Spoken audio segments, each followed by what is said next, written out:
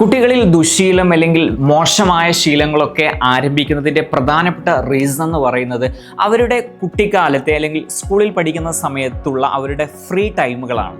ഒരു കുട്ടിക്ക് ഒരുപാട് ഫ്രീ ടൈമുകൾ ഉണ്ടാകുന്ന സമയത്ത് അവൻ്റെ ചിന്തകൾ വേണ്ടാത്ത പല രീതിയിലേക്കും പോകാനുള്ള സാധ്യതയുണ്ട്.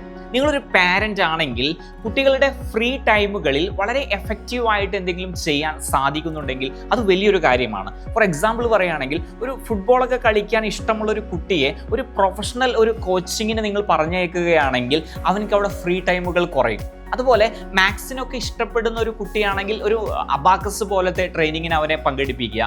വരക്കാൻ ഇഷ്ടപ്പെടുന്ന ഒരു കുട്ടിയാണെങ്കിൽ അതിൻ്റെ ഒരു ട്രെയിനിങ്ങിന് അവനെ പങ്കെടുപ്പിക്കുക. ചുരുക്കി പറഞ്ഞാൽ എത്രത്തോളം കുട്ടികളുടെ ഫ്രീ ടൈം നിങ്ങളുടെ കുട്ടികളുടെ പഠനകാലത്ത് കുറക്കാൻ പറ്റുകയാണെങ്കിൽ അത് നല്ലൊരു കാര്യമാണ്. അതിന് അർത്ഥം എന്ന് പറയുന്നത് കുട്ടിനെ കളിക്കാൻ വിടരുത് എന്നല്ല, കളിക്കാൻ വിടുന്നതൊക്കെ നല്ല കാര്യം തന്നെയാണ്.